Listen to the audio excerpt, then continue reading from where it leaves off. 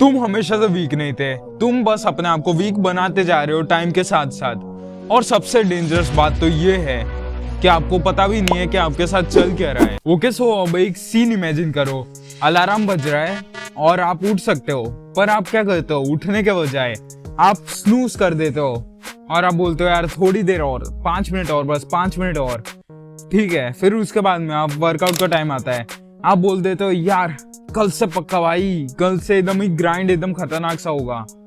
और फिर उसके बाद में भी आप फोन चला रहे होते हो, फोन बंद कर सकते हो आप, पर उसकी बजाय आप देख लेते हो एक और रील, एक और रील, एक और रील, एक और रील, आप स्क्रॉल करते रह जाते हो। फिर उसके बाद में आप बोल देते हो यार इतनी छोटी छोटी चीजों से क्या फर्क पड़ता है, वो तो दिख ही रहा है भाई, क्या फर्क पड़ता है। एक सिंपल सी चीज आपको एक्सप्लेन करता हूँ मैं। आप जब भी डिस्कम्फर्ट से भागते हो या डिस्कम्फर्ट को अवॉइड कर रहे होते हो, तब उस समय आप अपने ब्रेन को एक सिग्नल देते हो कि मुझे इजी चाहिए, मुझे रेजिस्टेंस बिल्कुल भी पसंद नहीं है, मुझे हार्ड टास्क बिल्कुल भी करना पसंद नहीं है। आप ये अपने ब्रेन को सिग्नल दे रहे होते हो और इसके वजह से आपका ब्रेन एक सच्चा स्टूडेंट बन के वही चीज़ सीखता है जो आप उसको सिखा रहे होते हो। आप जिम में तो मसल ट्रेन कर रहे होते हो, पर आप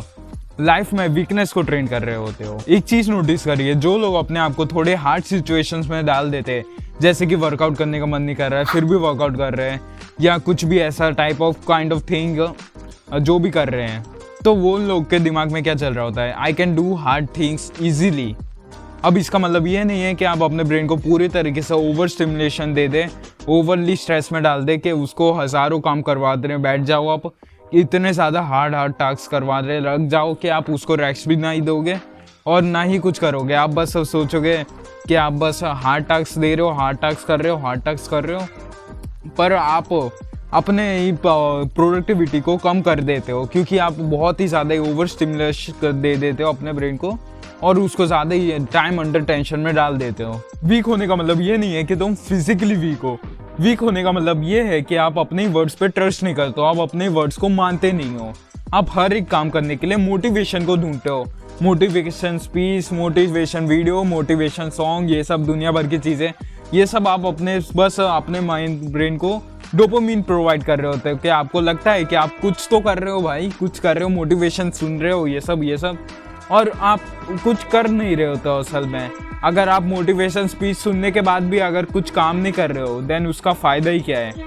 और तीसरा चीज़, आप डिस्कम्फर्ट को बहुत ही ज़्यादा ही अवॉइड करते हो, डिस्कम्फर्ट को एक एनिमी समझते हो, और इसको सॉल्व करने का बहुत ही एक सिंपल सा वे है, ट्रेनिंग से होता है। ये डेली ट्रेनिंग से आप इसको इजीली मिटा सकते हो। सच तो देखो भाई, यही है लाइफ तुम्हें वीक नहीं बना रही है, तुम खुद अपने आप को वीक बनाते जा रहे हो by choosing easy every time. और अच्छी लास्ट में अच्छी बात यह है कि जैसे आप वीकनेस को ट्रेन कर रहे हो, वैसे ही आप उस स्ट्रेंथ को भी ट्रेन कर सकते हो। कल से लाइफ को ओवरऑल करने की जरूरत नहीं है, आपको बस एक चीज ध्यान में रखनी है, जब भी आपके पास 2 ऑप्शंस आए, एक थोड़ा इजी ऑप्शन होगा और एक थोड़ा हार्ड ऑप्शन होगा, आपको ट्राई करने की आप थोड़ी हार्ड ऑप्शन को चूज कर पाओ। और ये हर एक बार अप्लाई नहीं हो सकता है, आप अपने ब्रेन को और अपने बॉडी को ज़्यादा ही अगर स्ट्रेस में डाल दोगे, देन उसके वजह से आपकी प्रोडक्टिविटी भी कम हो सकती है,